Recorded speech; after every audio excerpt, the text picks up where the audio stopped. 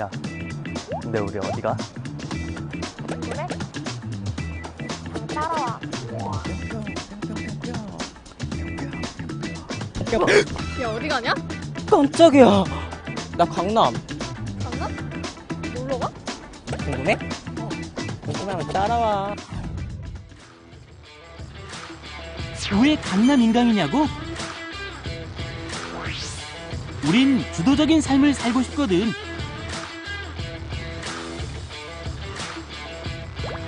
전국 지자체 유일의 중고등 전문 교육 사이트.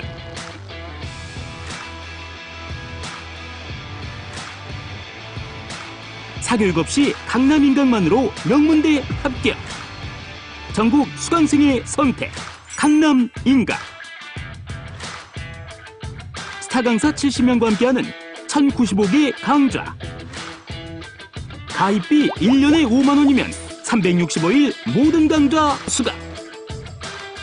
언제나 어디서나 누구든지 꿈꾸는 자의 이유 있는 선택. 굿 초이스. 강남구청 인터넷 수능 방송. 새로운 세상, 더 나은 내일. 무한한 가능성을 향한 힘찬 발걸음. 우리가 강남 인강을 선택한 이유가 아직도 궁금하다면 무조건 따라와. 따라와. 내 청춘의 선택, 그 중심에 강남 인강.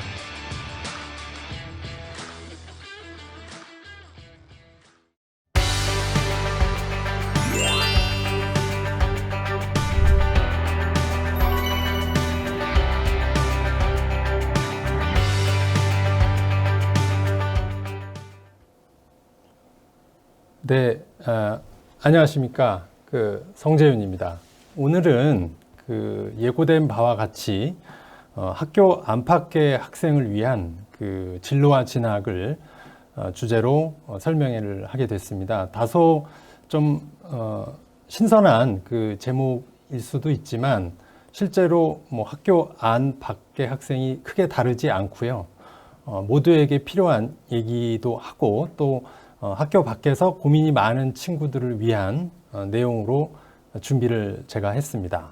그래서 주요 내용은 역시 이번 수능에 대한 분석 그리고 앞으로의 입시에 대한 전망을 말씀을 드리고, 이제 학교 밖에 있는 학생들은 아무래도 가지 않는 길을 간다는, 이게 책 제목이기도 합니다. The Road Less Traveled라는 제목으로 일부 이제 실수가 있었을 수도 있지만 이제 실패하지 않을 수 있는 방법, 그런 것도 제가 준비를 했고, 모두에게 필요한 진로와 진학. 여기 보면 이제 전 진주라는 표현을 자주 쓰는데요. 이제 진로의 주인공이 될 것이냐, 아니면 진로의 이제 주변인이 될 것이냐, 이런 뜻. 그러니까 모두 이제 앞글자를 따면 진주가 됩니다. 모두 다 진주같이 우리 소중한 자제분들이고 학생 본인이라고 생각을 합니다.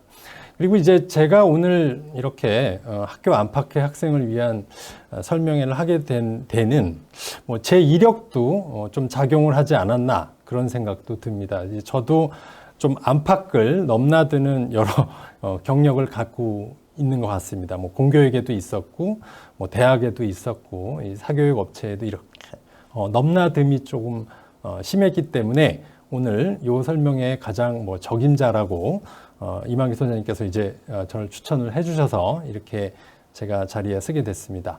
지금부터 시작을 바로 하도록 하겠습니다. 그리고 궁금하신 점 미리 올려주신 내용도 같이 중간중간에 섞어서 말씀을 드릴 거고요. 또 궁금하신 점이나 제 자료에 대한 문의점이 있으면 언제든 댓글 채팅창에 올려주시면 제가 설명을 드리도록 하겠습니다. 그리고 오늘 이 PPT 자료도 제가 이제 강남 인강에서 다운받을 수 있도록 그렇게 하도록 하겠습니다. 그래서 아까 말씀드렸다시피 오늘의 내용은 크게 세 가지 테마가 있습니다. 그래서 올해는 첫 통합형 수능이면서 동시에 선택형 수능 첫 해입니다. 이걸 가지고 지금 교차 지원에 대한 문의가 굉장히 많으세요. 그래서 그런 부분을 제가 좀 정밀하게 분석해 드리고, 두 번째는 이제 학교 밖 청소년들을 위한 내용도 준비를 좀 많이 했고, 통틀어서 모두에게, 안팎의 학생들에게 모두 필요한 진로와 진학에 대한 제 말씀을 좀 드리도록 하겠습니다. 예, 먼저 요즘 학생들 이런 표현 많이 쓰지 않습니까? 나는 수시로야. 난 수시로 갈 거야.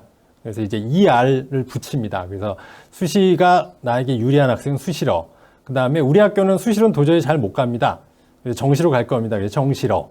그리고 오늘 이제 학교 밖이나 학교 안이나, 사실 공통 필수가 수능입니다. 이거는 이제 언론 보도자료에 이렇게 나와 있는 내용인데요. 세계적으로도 이 수능을 인정하고 있습니다. 그래서 이 수능 점수로도 외국 대학에 진학하는 사례가 있을 정도로 공통 필수다. 저는 이런 부분을 꼭 말씀드리고 싶습니다. 그리고 앞으로의 입시에서도 점점 이제 정시의 비중이 늘어나기 때문에 수능의 영향이 갈수록 크다고 볼 수가 있죠. 그렇다면 과연 올해 수능을 얼마나 응시했을지 보겠습니다. 자, 일부러 제가 원서 접수 인원하고요, 실제 응시자를 다 보여드리도록 하겠습니다. 이게 사실 약간 차이가 있거든요. 이 부분도 참고하시면 좋을 것 같아서, 지금 보시면 선택형 수능이기 때문에 국어도 화작이나 언매를 선택하고, 수학은 선택 과목이 이제 3개죠. 확통, 미적, 기하. 각각의 인원과 비율은 지금 화면에 나가고 있습니다. 그래서 대부분의 많은 학생이 국어에서는 이제 화작을 하고 있죠. 70% 정도가 화작을 하고, 언어와 매체는 30% 정도가 하고 있다. 그 다음에 수학은 사실상 이렇게 선택 과목이지만 문과의 대부분의 학생들은 이제 확률과 통계를 할 수밖에 없고, 이과생들은 미적, 기하를 위주로 합니다. 그래서 과거 수학, 가형, 나형에 비하면, 그러니까 이과 학생들이 하는 미적과 기하의 선택 비율이 과거 가형보다는 조금 늘었다. 아무래도 미적을 하면 유리할 것이다. 이런 의견도 있었기 때문에 그런 비율이 나왔습니다. 네, 그래서 궁금하신 거는 이 접수 현황보다 이제 실제 응시자일 거라고 생각을 해요. 그래서 다음 페이지로 바로 넘어갑니다. 네, 이게 이제 실제 응시자 비율입니다. 아까랑 비교를 하면 한 10% 정도는 결실을 했다. 이제 수능을 응시하지 않았다. 이런 게 확인이 됩니다. 이유는 이제 이미 수능 없이도 수능 최저학력 기준이 없어서 수시에 합격한 학생들도 있고요.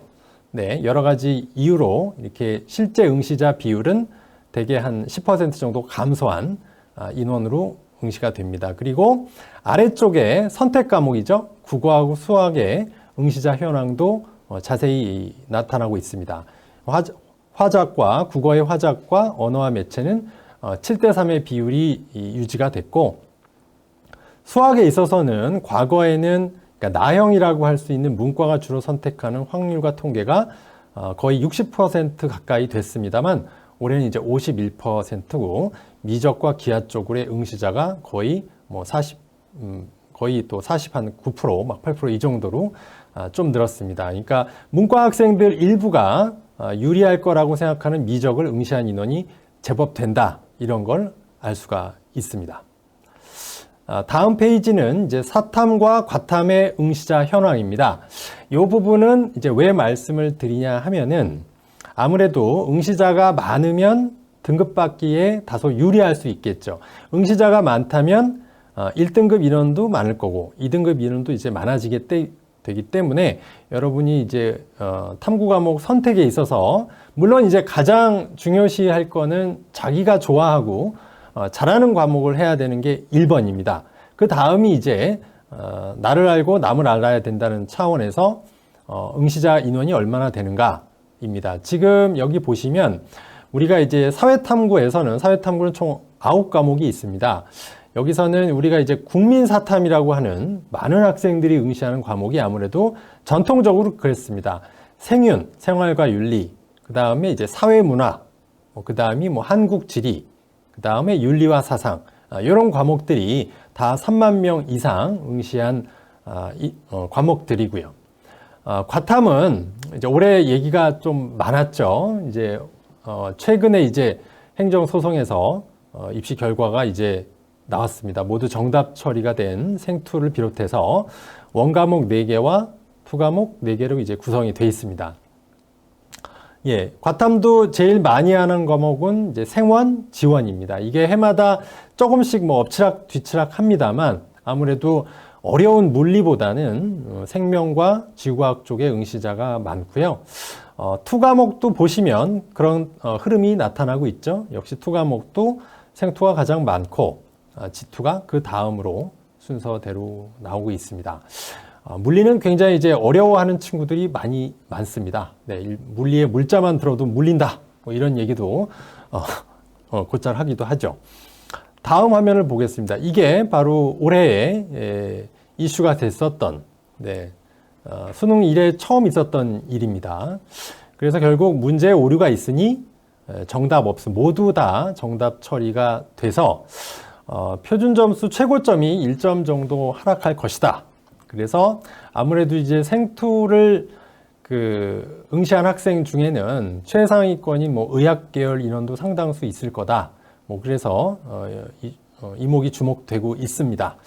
네, 다음 넘어가겠습니다. 이제 많이 궁금하신 거 질문 중에 제일 많았던 내용이라 제가 요거는 좀 자세하게 말씀을 드리도록 하겠습니다. 국어는 과연 그러면 화법과 작문, 언어와 매체 중에 뭘 선택해야 하나요? 그 다음에 수학도 마찬가지입니다. 수학도 3과목 중에 무엇 선택해야 하냐 이런 질문이 사실은 올해 내내 가장 많았던 질문 같습니다. 그런데 그 질문은 다소 본질을 왜곡하고 정말 중요한 메인이 아니라 약간 서브에 가까운 질문이라고 할 수 있습니다. 여기 보시다시피 사실은 국어도 45문항 중에 무려 34문항이 공통문항입니다. 네. 선택문항은 11문항이고요. 수학은 더 적습니다. 수학은 공통이 22문항이고 8문항만이 이 선택 과목입니다. 제가 뒤에서 뭐 문과 학생들, 이과 학생들이 주로 어떤 과목을 많이 선택했는지도 보여드릴 건데 그런 이제 선택 과목보다 더 중요한 건 사실은 옆표에서 나타나듯이 공통 과목을 잘하는 게 훨씬 더 중요한 문제입니다. 그런데 많은 사람들이 그런 공통 과목의 중요성은 간과하고 선택 과목을 어떻게 하는 것이 유불리하냐. 자꾸 이제 거기에만 집중하고 언론도 자꾸 이제 그런 식으로 유불리를 확대 과장하는 경향이 있어서 제가 요거를 이렇게 보여드렸고요. 지금 한번 보겠습니다. 일단 요 표가 중요한 이유는 자, 사회를 선택한 학생들은 화법과 작문, 언어와 매체 중에 어떤 걸 많이 선택했는지, 그리고 과학을 선택한 학생들은 어떤 걸 많이 선택했는지, 요게 중요한 시사점이 있다고 생각합니다. 여기 보시면 문과 학생이라고 할 수 있는 사회 과목을 응시한 학생들은 언어와 매체보다는 화작을 많이 했다는 것을 알 수가 있고요. 이제 이과 학생들하고 할 수 있는 이제 과학 과탐 응시자 학생들은 언매를 더 많이 했구나, 이런 걸 알 수가 있습니다. 실제로 그 만점을 받았을 때의 표점이 언어와 매체는 올해가 이제 149점이고요. 이제 화법과 작문은 147점이 나와서 언어와 매체를 선택하는 것이 더 유리한 것이 아니냐, 뭐 이런 얘기도 있습니다만 잘 봐야 유리한 겁니다. 그러니까 선택 과목보다는 공통 과목 점수가 높은 게 표준 점수에서도 유리하기 때문에 그런 부분을 잊지 않으셔야 되고요. 수학 같은 경우엔 더 명확합니다. 여기 보시면 확률과 통계를 그 사회 과목을 응시한 학생들은 거의 대부분 뭐 90%에 가까운 학생들이 확률과 통계를 했고, 극히 일부의 학생만 이제 미적 기하를 선택했다는 걸 아실 수가 있고요. 과학을 선택한 과목, 탐구에서 이제 과학을 선택한 학생들은 거의 대부분이 미적과 기하를 했다, 이렇게 나와 있기 때문에 사실은 미적도 마찬가지로 이번에 미적 만점자는 표준 점수가 147점이 떴고요. 확률과 통계 만점자는 이번에 다 맞은 학생이 아주 성적표를 크게 언론 보도에 내면서 144점이 이제 밝혀졌죠. 3점 차이밖에는 사실은 안 납니다. 그래서 결국에는 이 선택 과목 유불리보다는 내가 잘할 수 있는 과목을 선택하는 것이 정답이다. 실제로 이 표도 한번 같이 보면 또 명확하게 이해가 되실 것 같습니다. 시뮬레이션을 해봤습니다. 이거는 이제 이번 수능의 결과는 아니고요. 6월 평가원, 9월 평가원을 토대로 같은 원점수 90점을 받았을 때 표점이 어떤 것이 더 높게 나오느냐를 시뮬레이션 한 겁니다. 그러니까 이번 수능에 대입해서 보실 필요는 없고요. 이번 수능은 아직 명확하게 이런 모든 점수와 표점 100분위가 대입이 안 되기 때문에 제가 시뮬레이션 한 것만 보여드리겠습니다. 여기서 보시면 같은 90점이라고 해도 공통 과목을 76점 받은 경우, 70점 받은 경우, 66점 받은 경우에 표준 점수가 이렇게 조금씩 차이가 난다는 것을 알 수가 있습니다. 그래서 결론은 뭐냐? 네, 국어와 수학 모두 사실은 선택 과목보다 공통 과목을 잘하는 것이 훨씬 더 중요하다. 국어는 선택 과목이 뭡니까? 독서하고 문학입니다. 이거를 잘하는 것이 훨씬 더 중요하고요. 수학도 역시 그 세 과목 선택 과목보다는 수원수투를 잘하는 것이 유리해진다. 이 점을 제발 간과하지 않으셨으면 합니다. 네, 그래서 제가 이 많은 제 제자들, 졸업생들한테도 이렇게 다시 수험 생활을 한다면 뭐 학교 안이든 학교 밖이든 마찬가지입니다. 어떤 걸 제일 중요시해야 되느냐? 이구동성으로 하는 말이 이겁니다. 문과는 국영수부터. 제가 뒤에서 이제 수능 문과, 이과의 반영 비율도 다 보여드리겠지만 문과의 경우에는 국영수가 거의 80%라고 보시면 됩니다. 사탐은 한 20% 정도의 영향력이 있으니까 문과는 정말 국영수 당로 이제 당락이 결정된다 이렇게 생각하시면 되고요. 물론 이과는 좀 다릅니다. 이과는 수학, 과학의 비중이 훨씬 큽니다. 수학, 과학을 합친 것이 절반을 훨씬 넘기 때문에 일단은 이과는 수학, 과학을 잘하는 것이 훨씬 유리하다. 이렇게 보시면 되고, 이제 가장 기본적인 국영수에 있어서도 영어 같은 경우에도 뭐 문법은 다 한다, 어휘 많이 안다 해도 문법 어휘를 더, 그러니까 영어의 기본이라고 할 수 있겠죠. 영어에 뭐 영역이 여러 개 있지 않습니까? 문법도 있고, 어휘도 있고, 독해도 있고, 리스닝도 있고, 뭐 라이팅도 있고 이렇게 여러 영역이 있는데 그 중에 가장 기본이라고 할 수 있는 문법 어휘를 더 잘해야 된다. 그러니까 다들 더 고난도 문제나 뭐 빈칸이나 이런 어려운 문제를 잘해야 된다 얘기하지만 실제로 기본이 안 된 그런 경우가 훨씬 더 많지 않습니까? 수학도 마찬가지입니다. 수원수투를 더 완벽하게 했더라면 다들 선행하지만 뭐 여기 강남인강에서도 유명한 수학 선생님들도 많이 하시는 얘기가 뭡니까? 고2 진도만 완벽하게 소화한다면 내가 돈을 이렇게 많이 벌 수 없다. 뭐 이런 얘기들 합니다. 그러니까 그만큼 좀 기본에 충실한 게 중요하다. 이런 말씀들을 드리고 싶고 졸업생들도 이미 이렇게 이구동성으로 이런 말을 하고 있다. 네. 다음은 이제 올해의 이 통합형 수능에 따라서 나타나는 변화를 특히 이제 자연계 쪽에 나타나는 변화에 대해서 오해하실 수 있는 부분이 있어서 제가 실제로 작년과 비교해서 좀 보여드리도록 하겠습니다.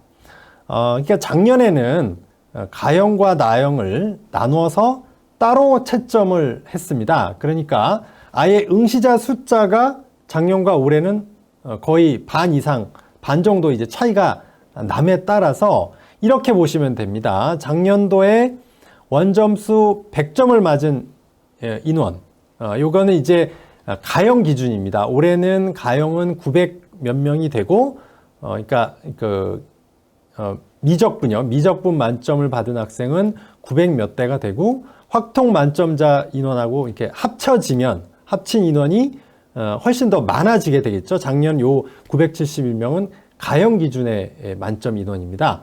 그래서 중요한 것은 뭐냐? 자, 보겠습니다.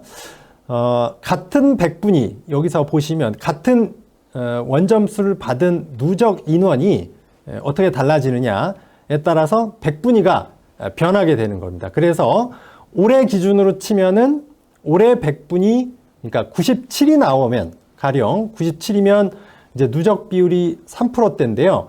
이 인원과 작년으로 치면은 거의 100분위가 93회로 낮아지는 결과가 나타나는 겁니다. 왜 그러냐면 올해 97회 누적 인원이 작년도 100분이 93회에 해당하는 누적 인원과 엇비슷해지기 때문에, 즉 이과 학생들은 100분위가 올라도 실제로는 작년 기준으로 했을 땐 조금 떨어진 걸로 이렇게 판단을 하셔야 됩니다. 그것은 이유가 뭐냐면, 사실 이 부분을 아마 지금 학부모님이나 또 이제 문과 학생들은 좀 이해를 못할 수도 있어요. 제가 이 얘기를 국어 과목 선생님이나 뭐 영어 과목 선생님한테 보여드려도 잘 납득이 안 된다고 하시더라고요. 이걸 제가 좀 쉽게 말씀을 드리겠습니다. 한마디로 말씀드리면 작년도에는 100명이었던 겁니다. 그러면 1등급 인원이 4명이죠. 네, 근데 올해는 200명이 받습니다. 그러면 1등급 인원이 8명이 되는 겁니다. 그만큼 동점자와 같은 100분위 인원이 늘어나기 때문에 자연계 학생들은 100분위가 작년보다 올랐다고 해도 마이너스 몇을 해야 되는 겁니다. 이런 보정을 해야 됩니다. 그래서 올해 재수를 한 해본 학생들은 올해 이제 모의고사를 보고 수능을 보면서 왜 이렇게 내 성적이 높아졌지? 막 그렇게 해서 좀 흐뭇해하는 경우가 있었고, 이과 입장에서는 사회정의가 실현됐다. 이 문이과하고 같이 점수 계산을 함으로써 자신의 점수가 올라간 것에 대해서 그렇게 생각을 하고, 이제 문과 학생들은 뭐라고 그랬냐면 아무도 죄를 짓지 않았는데 모두가 죄인이 됐네. 뭐 이런 식으로 볼멘 소리를 했었는데, 실제로 이 부분 때문에 문이과는 성적이 약간의 보정이 필요하다. 이렇게 이해하시면 될 것 같습니다. 그래서 제가 예를 들어서 몇몇 개 학과의 작년 점수와 올해 100분위, 그러니까 요거는 국어와 수학, 탐구 100분위를 합친 것을 말합니다. 3개 영역의 합이니까 만점이 300점이 되겠죠. 그래서 여기 보시면 서울대 심리학과 같은 경우에는 문과지 않습니까? 문과는 이렇게 작년에 297, 3개 100분위가 297이 합격을 했다면 올해는 다소 떨어진다, 이렇게 보시면 됩니다. 문과는 제가 3에서 4, 5 정도를 내렸고요. 반면에 이과는 어떻습니까? 그만큼을 올려서 봐야 된다, 이렇게 보정을 한 겁니다. 그래서 올해의 문과, 이과의 성적 변화는 이렇게 보정을 해서 보셔야 된다. 뭐 중앙대 약학 같은 경우에는 작년도에 선발을 안 했기 때문에 그냥 올해 추정치만 제가 적시를 했고요. 연세대학교 심리학과는 작년에 한 295 정도의 100분위가 필요했는데 올해는 한 290이면 합격을 할 수 있다, 이렇게 전망들을 한다는 얘기고요.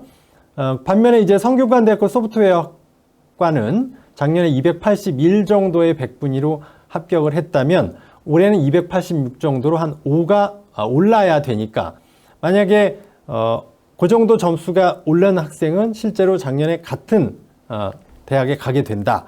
아래 이제 고려대 보건정책도 이게 문과이기 때문에 문과 계열이라 작년에 292였는데 올해는 286 정도면 이건 어쨌거나 추정치입니다. 이렇게 되고, 자연과학은 이과죠. 그래서 5 정도를 올렸다. 마찬가지로 오른쪽에 이제 한양대 경영이나 중앙대 자연과학도 같은 맥락에서 이해를 하시면 될 것 같습니다. 자, 그래서 올해 이제 통합형, 선택형 수능 첫 해라서 많은 이제 혼란이 있고 이런 점수 보정을 해야 되기 때문에 대기업의 어디가 홈페이지에 있는 작년도 입결을 그대로 볼 수도 없고 많이 이제 혼란하다. 이걸 어떻게 해야 되냐, 이런 얘기들이 많이 있습니다. 그래서 아마 오늘 이 영상을 시청하시는 대부분의 분들은 고3은 아닐 거라고 생각해요. 그렇죠? 네, 고3은 아닐 건데 사실은 좀 다행이라고 저는 생각합니다. 올해 고3이 말하자면 이런 통합형, 선택형 수능 첫 해라서 좀 심하게 말하면 뭐 우리가 마루타냐, 이런 볼멘 소리 하는 경우도 많습니다. 게다가 이제 코로나도 2년의 영향을 고스란히 받은 학생들이라 활동도 많이 못했고, 그래서 이제 참 올해 고3이 여러 가지 면에서 힘든 해였구나, 이런 생각이 들고요. 또 한 가지 이제 통합형 수능이 되어서 이제 이과 학생들이 문과로 지원하는 그 비율이 좀 더 올라갈 것 같습니다. 그래서 이제 탐구를 못 봤다든지 그런 경우와 이제 문과로 지원하게 되면 아무래도 수학에서도 약간의 유리함, 아까도 말씀드렸지만 표점에서도 미적한 학생들이 이제 확통을 한 친구보다 다소 높게 나오는 그런 효과가 있기 때문에 그 성적으로 이제 문과를 지원하겠다. 이런 어떻게 보면 문과 침공이라는 얘기도 하던데요. 그럴 수는 있습니다. 그럴 수 있는 경우가 있고. 또 이제 아까도 말씀드렸지만 통합형 수능의 난이도는 아무래도 유불리 문제 때문에 그 공통 과목을 어렵게 출제할 수밖에 없는 해가 됐고, 이것은 앞으로도 계속 될 수밖에 없습니다. 우리가 국어하고 수학만이 아니라 사탐, 과탐을 생각해도 마찬가지입니다. 그런 선택 과목은 될 수 있으면 난이도를 어렵게 안 내서 그 유불리 문제를 발생하지 않도록 하는 게 목표이기 때문에 이 공통 과목을 어렵게 내는 기조는 당분간 유지될 것이다. 그리고 이제 올해 또 하나의 현상이 수능 결시율이 뭐 작년은 13%, 올해도 10%가 넘게 많이 나왔습니다. 이거는 이제 코로나 영향도 있고, 그래서 예전에는 이제 수포자가 수학이 안 되는 학생만을 얘기했다면 요즘은 아예 수능을 포기한다. 뭐 이런 학생이 나오면서 용어 자체도 그런 얘기가 있고요. 그리고 하지만 이 수능 결시율이 많아질수록 사실은 내 수능 성적이 불리해질 수가 있습니다. 응시자가 많은 것이 아무래도 등급받기에 다소 유리할 수 있기 때문에 그렇습니다. 그리고 지금 여기 그 질문들이 좀 댓글들이 있어서 제가 말씀을 좀 드리도록 하겠습니다. 여기 내용 중에 그 땡글님이 궁금하신 게 작년엔 문과가 점수 손해가 있었는데 보정이 되었다는 말씀이신지요? 그런 뜻이 아니라 정확하게 말씀을 드리면 작년도 문과 입결보다는 올해 입결은 작년에 가령 아까 제가 페이지를 넘겨서 보여드릴게요. 이 화면에 보시면 작년도 연세대학교 심리학과는 100분위 3개 합이 295가 되어야 합격할 수가 있었는데 올해는 3개 100분위가 290 정도면 합격을 할 수 있다. 그러니까 점수가 좀 낮아진다는 의미고요. 이 과는 오히려 조금 4, 5점 정도 올라가야 된다. 그런 뜻입니다. 그런 점수 보정이 필요하다. 그렇게 이해하시면 이것은 이제 문이과가 통합해서 수능을 응시했기 때문에 벌어지는 현상이다. 이렇게 이해하시면 되겠습니다. 자, 그리고 다음 진행을 계속하겠습니다. 네. 그리고 또 하나 이제 올해 수험생이 살짝 또 억울할 수 있는 부분이 있습니다. 여기 내용은 뭐냐면은 원래는 올해부터 통합형 수능을 하게 되기 때문에 아까 보셨지만 문과는 100분위를 조금 내려줘야 되잖아요. 그렇다는 의미면 수능 최저학력 기준도 작년 대비 올해 조금 완화를 해줘야 됩니다.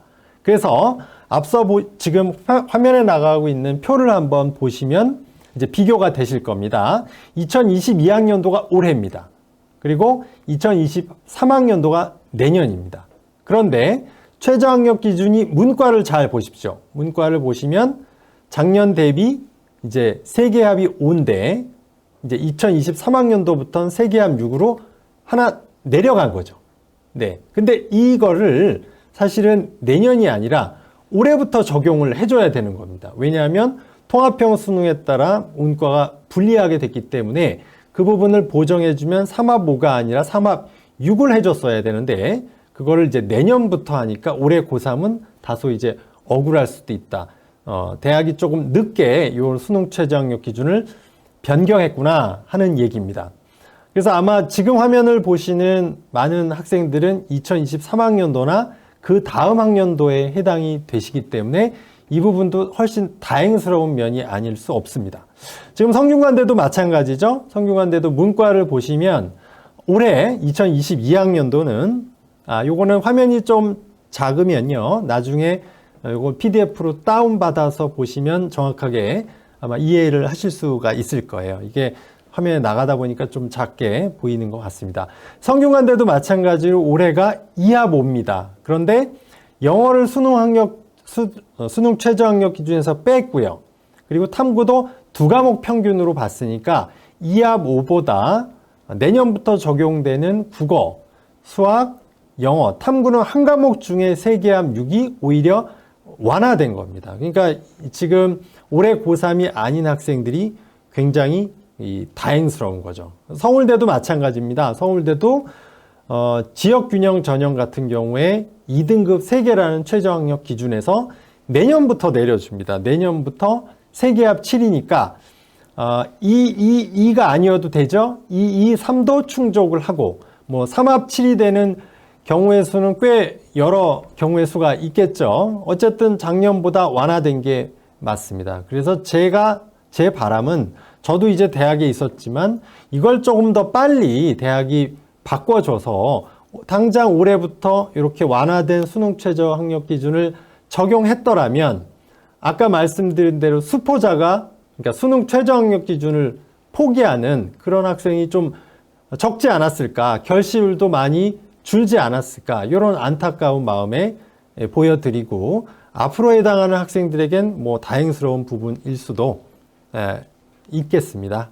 다음 페이지 보겠습니다. 그래서 올해는 정말 뭐 불수능이다, 불수능을 넘어서 용암수능이다 이런 말도 있고, 누구는 수능의 난이도는 정말 물불을 가리지 않는구나 이런 얘기까지도 하고 있습니다. 아직도 이게 정확한 원점수 대비 등급 컷을 추정을 지금 잘 못하고 있습니다. 그래서 입시 업체들이 굉장히 이제 혼란을 겪고 있고요.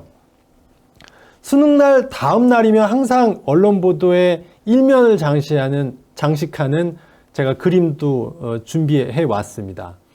이렇게 사실은 저도 이제 가르치는 입장에서 이 화면을 보면 사실 슬퍼집니다. 지금 이 장면은 지금 설명회 장면 아니겠습니까? 그래서 설명을 하면 설명을 들어야 되는데 아무도 설명을 듣지 않고 말하자면 책만 보는 답답한 풍경이 벌어졌습니다. 그리고 각 대학의 뭐 반영 비율이나 이런 환산 점수가 적용이 될 수 없는 종이 배치표만 이렇게 보는 장면들이 또 매년 수능 다음 날 설명회 하는 기관에 에서 이렇게 나타나고 있고요. 그래서 요즘은 이제 종이 배치표 못지않게 모의 지원이라는 것을 온라인으로 합니다. 제가 근데 이 모의 지원과 굉장히 유사한 게 바로 이 대선 여론조사입니다. 제가 일부러 어느 누군지는 다 가렸으니까 이거는 뭐 전혀 문제가 되지 않습니다. 이 여론조사도 지금 날짜별로 이렇게 들쑥날쑥. 그 다음에 오른쪽에 보면 조사 기관이 KBS, MBC, SBS 방송국별로도 제각각입니다. 마찬가지로 모의 지원을 하는 대표적인 기업들이 있습니다. 제2사가 있고 U사가 있죠. 거기 할 때마다도 이 모의 지원 결과값이 매번 다릅니다. 왜 그러냐면 모의 지원은 물론 그 대학별 반영 비율과 환산 점수를 적용한다는 점에서 종이 배치표보다 훨씬 더 신뢰도가 높다고 할 수도 있지만 또 문제가 뭐가 있냐면 이 모의 지원을 한 대로 그대로 지원을 하지 않기 때문에 가령 모의 지원을 했는데 불합격이 뜨는 그게 보면 이렇게 합격 칸이 있고 불합격 칸이 이렇게 올라갑니다. 그게 현격히 낮아서 누가 봐도 명백히 불합격이 예상되는 경우라면 그대로 지원하지 않겠죠. 그래서 마찬가지로 종이 배치표나 이 온라인 모의 지원은 모두 참고 자료의 하나다. 이런 뜻에서 제가 모의 지원과 대선 여론조사하고 비슷한 점 이렇게 같이 말씀을 드렸습니다.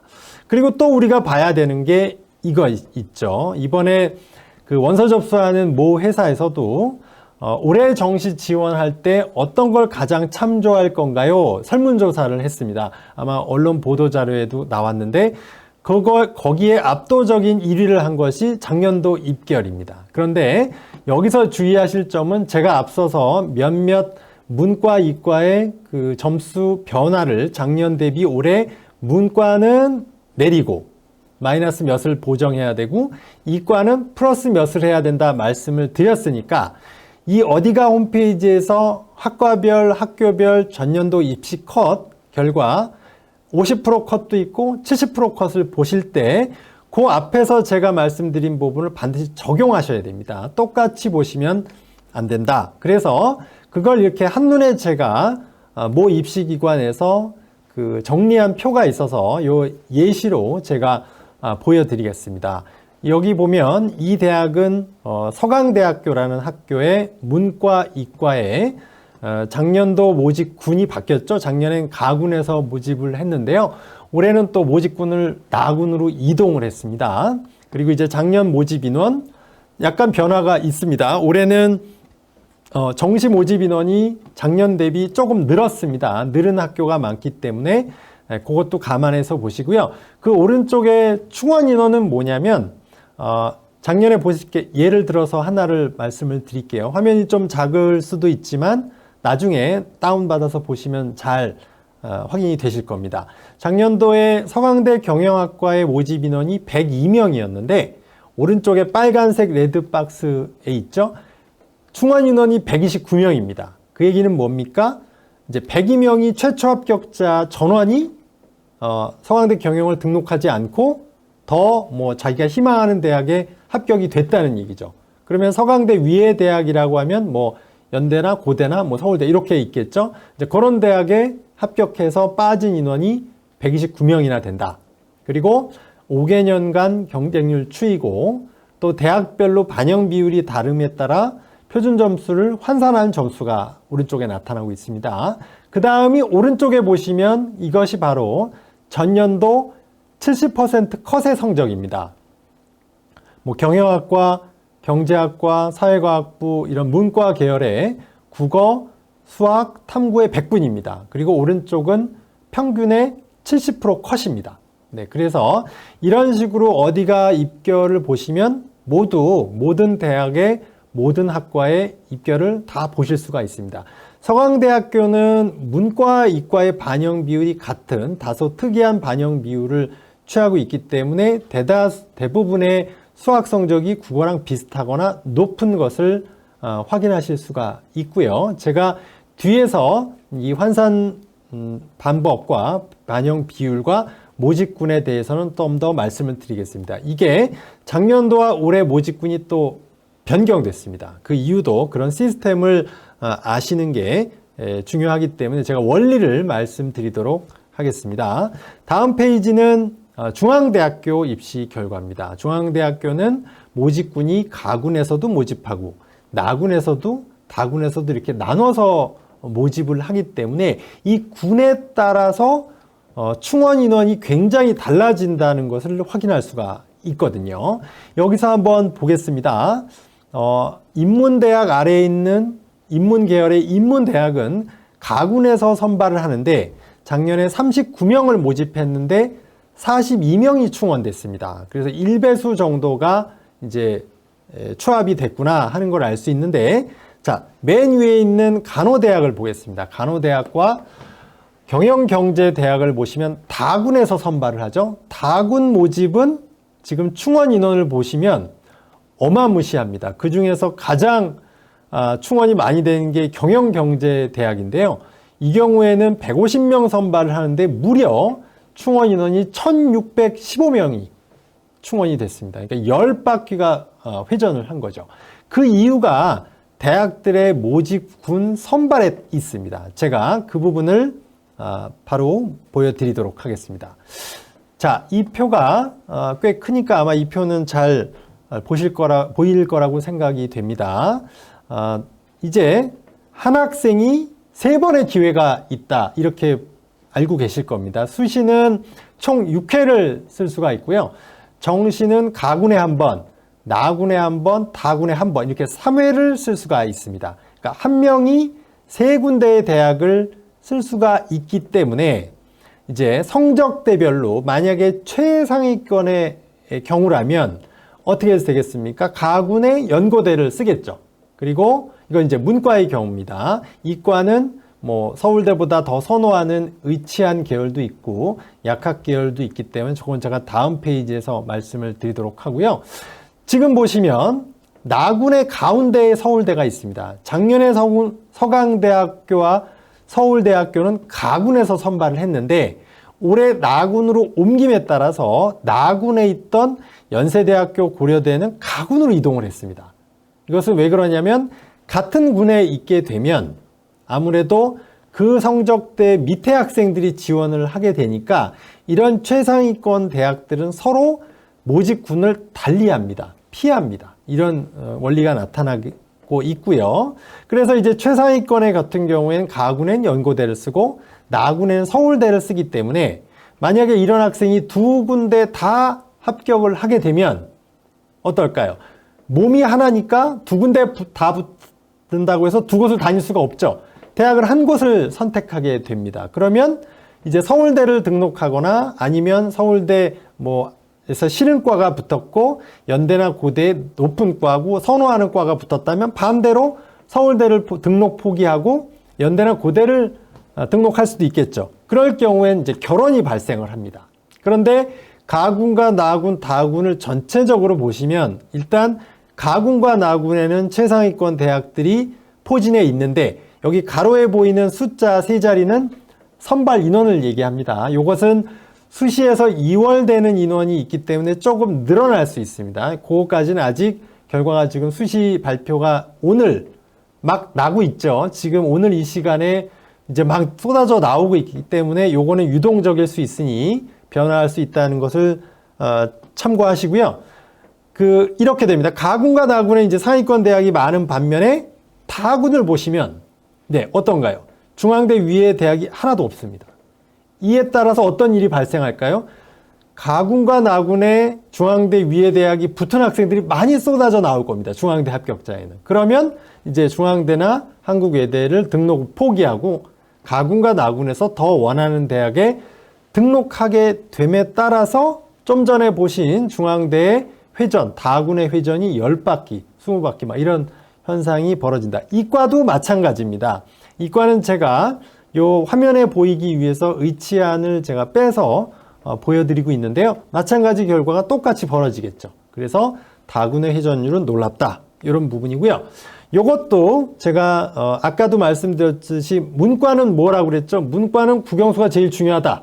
이런 말씀 드렸죠? 여기 보세요. 문과는 국어하고 수학하고 탐구의 반영 비중을 보십시오. 어떻습니까? 네. 탐구는 이거는 제가 요 강에는 어떻게 나오냐면 국어 30, 수학 35, 탐구 25 이렇게 숫자로 나오기 때문에 잘 인식이 안 된다고 하는 분들이 많아서 제가 다 가공을 했습니다. 어떻게 했냐면 국어를 모두 다 1로 봤을 때 수학의 비중과 탐구의 비중입니다. 그래서 지금 이런 유수 대학들의 국수탐 비율과 이과의 문과의 비율과 이과의 비율을 보시면 확인할 수 있는 게 문과는 국영수가 비중이 탐구보다 일단 대부분 다 높습니다. 그렇죠? 반면에 이과는 어떻습니까? 이과는 국어보다 수학과 탐구의 비중이 다 1을 넘어요.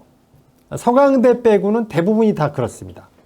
다음 페이지에 기타 대학들도 다 제가 국어, 수학, 탐구의 탐구 반영 비율을 일부러 국어를 1로 봤을 때의 수학과 탐구하고 같이 비교함으로 인해서 어떤 과목이 중요한지 유리한지를 보여드린 겁니다. 이런 메커니즘을 이해하시면 이제 문과 학생들은 앞으로 남은 기간 수능을 어떤 게 주력해야 되는지, 이과 학생들은 어떤 과목에 더 주력해야 되는지를 명확하게 아실 수 있다고 생각을 합니다. 자, 그래서 사실은 정시 이야기는 결국 흔해 빠진 정시 이야기, 제가 이 노래를 약간 패러디해서 이렇게 했는데 종합하면 다 뭡니까? 치열하게 대학은 조금 더 높은 점수의 학생을 받으려고 하는 노력을, 그 다음에 우리 학생은 마치 catch me if you can처럼 우리는 조금 더 낮은 점수로 조금 더 높은 대학을 가고자 하는 각고의 투쟁의 결과가 정시 입시 결과판으로 모집군이나 반영 비율에 숨어 있다. 이렇게 이해를 하시면 될 것 같습니다.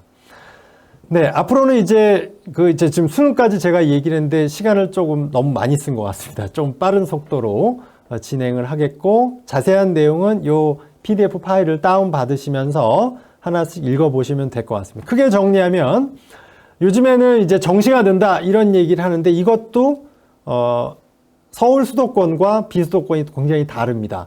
서울 수도권의 경우 16개 대학, 특히 그런 데는 이제 정시 인원이 늘지만 비수도권 지방 같은 경우에는 여전히 수시에서 80%, 심지어는 수시 100인 대학도 여전히 많습니다. 그 이유는 이제 여러분도 아시겠지만 지방권에 있는 대학은 학생을 유치하기가 쉽지가 않습니다. 그래서 정시까지 기다릴 수가 없습니다. 수시에서 빨리 입도 선매를 해야 됩니다.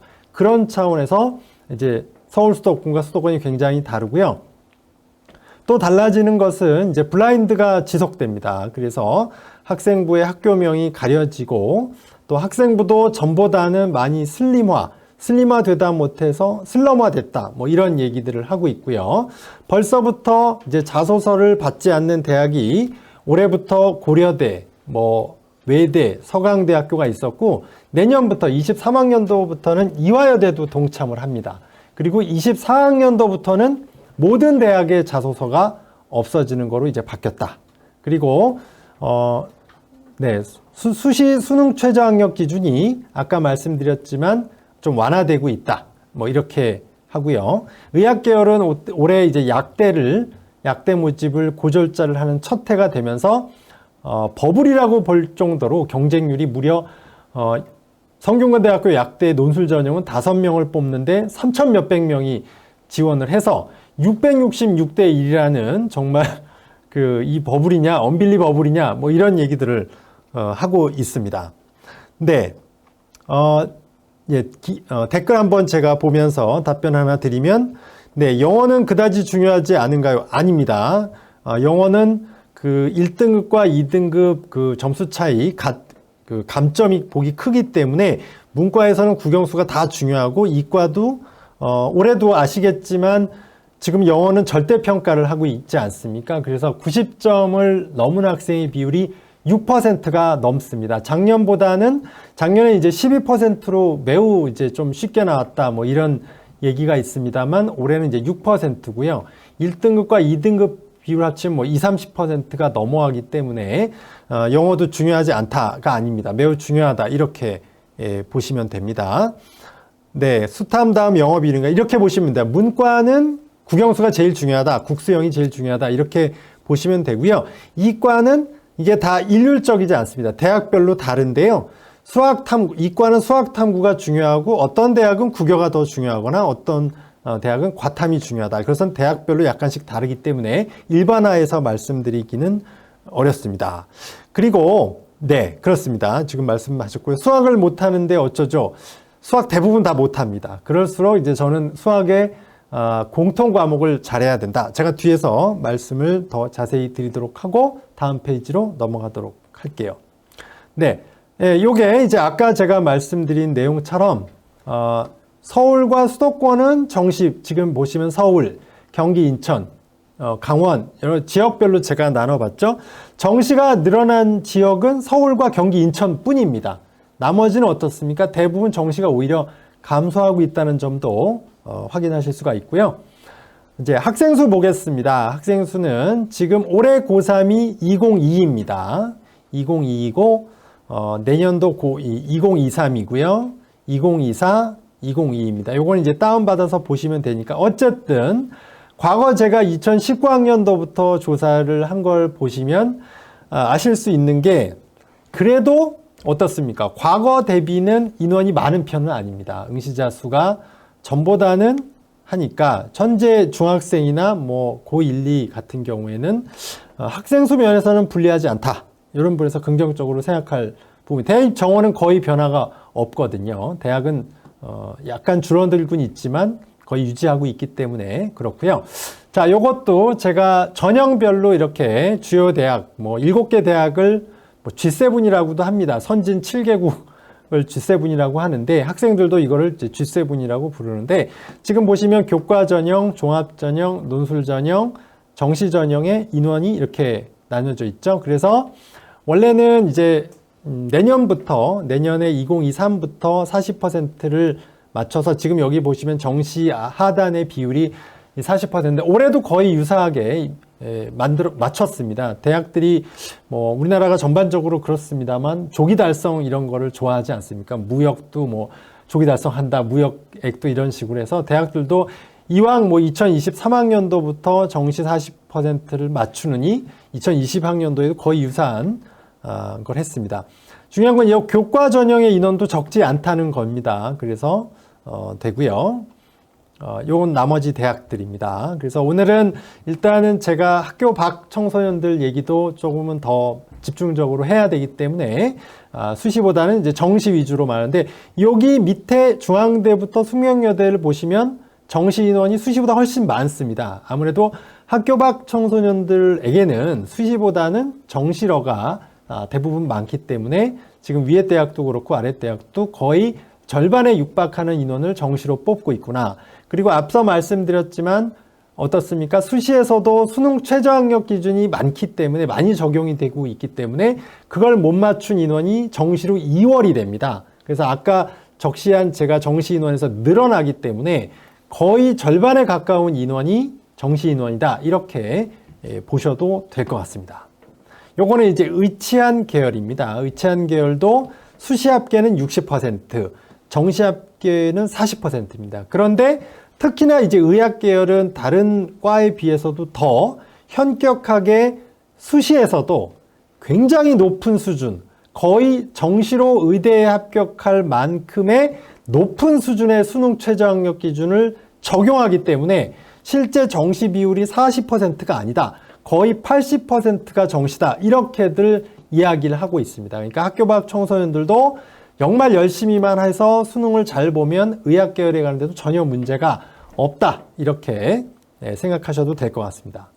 그리고 제가 이제 아까 말씀드린 학생부 슬림화에 대한 건입니다. 이 학생부 슬림화가 지금 보시면 지금 현재 고3이 되는 학생과 고2가 되고 고1이 되는 학생들은 굉장히 다른데, 전반적으로 보면 오른쪽에 나타나는 화면을 보시면 미반영 혹은 미기재가 굉장히 많다는 것을 알 수가 있습니다. 그래서 학생부가 슬림화된다, 축소된다, 심하게 말해서 슬럼화된다, 뭐 이런 얘기까지도 우스갯소리로 하고 있습니다. 전반적으로 이 자율활동, 동아리활동, 봉사활동 등등, 이제 학생부는 뭐로 구성이 돼 있죠? 숫자 아니면 글자로 구성이 돼 있지 않습니까? 그 중에 글자가 줄어든 겁니다. 그러니까 풍선 효과처럼 글자가 줄어들면 이제 숫자는 그대로 있어도 올라가는 효과가 나타나는 겁니다. 그래서 이제 지금은 이제 이 학생부 활동보다는 내신 등급을 잘 받아라, 뭐 그런 얘기들, 숫자를 잘해야 된다, 그런 얘기들을 하고 있는 거죠. 네, 다음 넘어가겠습니다. 지금은 요겁니다. 이제 학교 밖 학생들도 학생부가 없지 않습니까? 그러면 학생부가 뭐 1학년 다니다가 그만두게 된 경우도 있고, 뭐 2학년 다니다가 그만둔 경우에는 그걸 제출할 수가 있고요. 학생부가 아예 없는 경우에도 모든 대학, 이건 이제 앞서 보시는 화면에 나가고 있는 대학은 이제 고려대학교인 경우입니다. 이런 경우에 이제 검정고시 합격자는 학생부가 없는 대신에 활동 증빙 서류 목록표라고 해서 서류명, 실적, 발급일자, 발행기관, 쪽수 이렇게 해서 제출할 수 있게 돼 있습니다. 모든 대학이 학생부 대체 서식을 갖추고 있습니다. 물론 여기에도 쓸 수 있는 것과 쓸 수 없는 것, 이건 불가 항목입니다. 요거는 현재 재학생도 마찬가지입니다. 재학생이 자소서에 쓸 수 없는 내용도 학생부 대체 서식의 작성 불가 항목이 같습니다. 교회 대회나 뭐 논문을 발표했다든지 어학성적 이런 거 못 쓴다는 거 다 알고 계실 겁니다. 다음에 부모의 사회 경제적 지위를 암시하는 내용이나 뭐 장학금을 받은 거 이런 내용 쓸 수가 없고요. 이런 거 공인 어학성적, 뭐 수학과학, 올림피아드 이거 다 교회상이지 않습니까? 이거 쓸 수 없습니다. 그거는 동일하다. 이렇게 판단을 하시면 되겠습니다. 자, 이제 제가 수능 관련한 가장 중요한 얘기이기 때문에 이거는 학교 안이든 밖이든 수시로든 정시로든 중요한 얘기이기 때문에 제가 좀 오랜 시간을 써서 할애를 해서 얘기를 했고요. 지금은 약간 이제 학교 밖 청소년들을 위한 얘기로 제가 말씀을 좀 드리도록 하겠습니다. 네, 제가 이 길을 The Road Less Traveled라고 이거는 이제 그 어떤 의사 선생님이 쓴 책 제목과 같습니다. 근데 여러분들 학교 안에 계시던 밖에 계시던 누구나 여러분들이 가는 길은 여러분의 첫 걸음입니다. 누구도 가지 않은 길을 다들 가는 것은 마찬가지입니다. 그 과정에서 안에 있던 밖에 있던 실수는 할 수 있습니다. 하지만 실패하지 않는 것이 중요하지 않겠습니까? 그래서 그 부분을 말씀드리도록 하겠습니다. 예, 제가 왜 이런 얘기를 하냐면요. 사실 여러 가지 이유가 있을 겁니다. 뭐 건강상의 문제도 있을 테고요. 뭐 사람 관계가 힘들어서 그럴 수도 있고요. 입시 유불리 때문에 요즘은 이제 정시가 늘어난다고 하니까 굳이 어려운 내신 챙기는 것보다 저는 그냥 정시러가 될 거예요. 그러면 학교를 뭐 굳이 다녀야 합니까? 이런 뭐 여러 가지 사연들, 5만 가지 사연이 다 있겠죠. 그걸 가지고 이제 학교를 그만두게 될 수도 있습니다. 자, 어떤 선택을 해도 자, 이 지금 보시면 이거는 이제 웬 영화 포스터입니다. 영화 포스터고 오른쪽은 제가 이제 소속 당은 지웠습니다. 지금 가렸는데 자, 이런 얘기를 지금 다 하고 있습니다. 지금은 맞고 그때는 틀리다.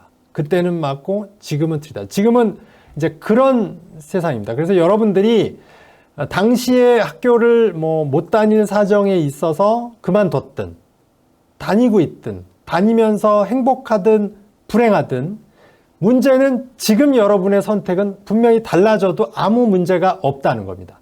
그게 실수였다고 판단된다면 다시 만회할 방법이 충분히 있고 지금은 모든 현대인이 이런 소리를 하면서 삽니다. 제가 오늘 사실은 수시 합격자 발표가 나와서 수많은 문자, 톡을 받았습니다. 그분들도 다 이런 얘기를 합니다. 어떻게 작년에 이런 결과가 나왔는데 올해 이럴 수 있나요? 작년엔 맞았는데 올해 이렇게 왜 틀립니까? 제가 뭐라고 얘기하냐면 이제는 그게 정답입니다. 작년에 틀린 게 작년과 올해가 어떻게 같습니까? 어제와 오늘의 나도 다릅니다. 예. 그래서 제가 지금부터는 지금 많은 현대인들, 이 문화예술 영화 포스터만이 아닌 정치인들조차도 이런 얘기를 백드롭에 걸고 하고 있습니다. 그러니 여러분들이 과거에 했던 것이 잘못이라고 생각한다든지 후회가 남는다면 충분히 여러분들은 돌이킬 수 있습니다. 여러분들은 아직 시작도 안 했습니다. 충분한 시간이 있는 사람들입니다. 자, 그래서 제가 이거를 아시겠지만 검정고시 누가 어떤 곳에서 관리하냐면 시도교육청이 하고 검정고시도 여러분 평가원에서 수능 출제하듯이 똑같이 출제하는 겁니다. 이거 차별 없습니다. 그래서 제가 이거를 서울시 교육청분하고 상담을 했습니다. 자, 자퇴한 경우에 다시 학교로 돌아갈 수 있나요? 돌아갈 수 있습니다. 결혼이 생기면 다 입학했던 학교로도 재입학이 가능합니다. 그리고 학군 내에 있는 타 학교로도 편입은 다 가능합니다. 제가 뒤에서 말씀드리겠지만 실제 요즘은 아시겠지만 학령 인구 아까도 우리 봤죠. 엄청나게 감소하고 있습니다. 그래서 지금 학교에 자리가 많이 남습니다. 여러분이 의지만 있고 다시 돌아갈 생각만 있다면 여러분들 원하는 대로 다 돌아갈 수 있습니다. 초등학교 때, 중학교 때는 퇴학도 없죠. 고등학교에서 만약에 아주 불가피한 사연으로 퇴학의 경우에도 타 학교나 이런 재입학의 경우는 늘 열려 있다고 합니다. 여러분 노크를 하시면 충분히 길이 있습니다. 이 부분을 혹시 내가 어떠한 뭐 사건으로 인해서 안 좋은 경우가 있어서 퇴학을 당했다고 해도 재입학이 가능하니까 그리고 타교로 가는 방법도 다 있기 때문에 여러분이 그게 만약에 실수라고 생각한다면 분명히 길은 있다는 것을 제가 다시 말씀을 드립니다. 네, 그리고 요거는 이제 학군도입니다. 아무래도 제가 오늘 강남 인강에 왔기 때문에 지금 여기 중심으로 조금 이 학군도를 해놨고요. 학교 현황이고 여기 파란색으로 되어 있는 학교는 남고죠. 여러분들 다 뭐 다녔던 학교이거나 뭐 다 아실 거라고 생각합니다. 파란색 반, 빨간색 반인 고등학교는 남녀공학이고요. 붉은색으로 원이 있는 고등학교는 여고입니다. 그래서 이들 고등학교에 제가 요걸 보여드리도록 하겠습니다. 이거는 여러분들이 아마 지금 내가 문과 성향이다, 이과 성향이다 하시면 아마 관심이 많을 자료들이에요. 이게 뭐냐면 왼쪽은 제가 일부러 300명 이상 되는 고등학교, 오른쪽은 300명이 안 되는 고등학교. 요것도 이제 아무래도 내신을 잘 받으려면 학생 수가 많은 학교에 가야 되지 않느냐. 그런 것 때문에 제가 이렇게 해놓은 겁니다. 그리고 이과 반수, 문과 반수입니다. 숫자를 보시면 이게 화면에 혹시 조금 작다면 다운받아서 보시면 됩니다. 그래서 요걸 많이 궁금해 하세요. 나는 문과로 갈 거고 이과로 갈 거면 아무래도 그 반이 많은 학교가 좀 더 도움이 되지 않겠느냐. 그래서 만약에 여러분들이 다시 복귀를 하실 때 참고하시라고 제가 요거는 보여드리도록 하겠습니다. 서초구입니다. 서초구에 있는 학교 보시면 저는 이제 이거를 몇 년 동안을 조사해서 제가 잘 알고 있는데요. 학생 수가 계속 줄어들고 있습니다. 그러니까 여러분들이 다시 학교로 돌아가는데 아무 문제가 없다라는 부분을 아까 강남, 서초, 송파의 학교들 현황을 통해서 말씀을 드렸고, 관심 있는 학교가 있다면 개별 사항을 확인하시면 된다. 물론 여러분들이 스스로 잘 판단을 해서, 그리고 여러 가지 사연으로 인해서 학교 밖에 있어야 되는 게 현실적으로 그 방법밖에 없다면 뭐 그 방법을 선택하셔도 됩니다. 길은 있는데, 만약에 이제 복귀하는 것도 분명히 가능한 선택지이기 때문에 제가 이런 자료들을 준비했습니다. 그 다음에 뭐 교육과정도 알고 싶으시다면 뭐 대학 알림이라는 홈페이지도 있고요. 주소창도 다 있죠. 또 중고교 알림이, 학교 알림이 schoolinfo.go.kr에 다 있고요. 다음 페이지에 보시면 이거는 그 최근 이제 입시 실적도 제가 조사를 다 해놨습니다. 서울대에 몇 명이 갔는지, 주요 학교들 일부 샘플입니다. 일부 샘플이고요. 서영고에는 몇 명이 갔는지, 이렇게 나눠놓은 표는 이제 수시에 몇 명, 정시에 몇 명, 이런 표까지 제가 조사를 자세히 했습니다. 이런 학교들 실적 필요하시면 다운 받아보시고, 제가 더 많은 입시 결과도 강남 인강에 제가 다 모든 걸 조사한, 제가 직접 그 3학년 부랑 다 통화해서 한 겁니다. 그래서 여러분들이 뭐 참고하실 겸 보시면 될 것 같아요. 이거는 제가 오늘은 이제 자세하게 설명은 드리지 않겠습니다. 오늘 학교 밖 관련된 얘기를 좀 더 많이 해야 되기 때문에 이렇게 조사한 표는 말씀드리도록 하겠습니다. 그리고 또 진도도 이제 많이들 궁금해 하십니다.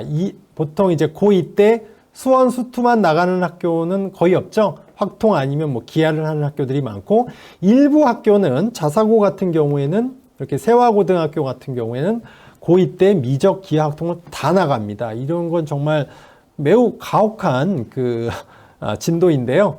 그래서 이제 이런 게 힘들어서 뭐 학교 밖으로 나오는 경우도 봤습니다. 봤고 그냥 자기 속도대로 가겠다. 우리 각자의 시계가 있지 않습니까? 그것도 큰 문제는 아니라고 생각을 합니다. 그래서 일단 학교에 돌아갈 때를 염두에 두고 제가 여러 학교들, 송파까지 제가 여기 권역의 3개 구 정도 조사를 했으니까 참고하시고 보시면 될 것 같습니다. 여기 땡글님도 이분은 이렇게 얘기를 했습니다. 자퇴로도 재입학이 되는군요. 됩니다. 됩니다.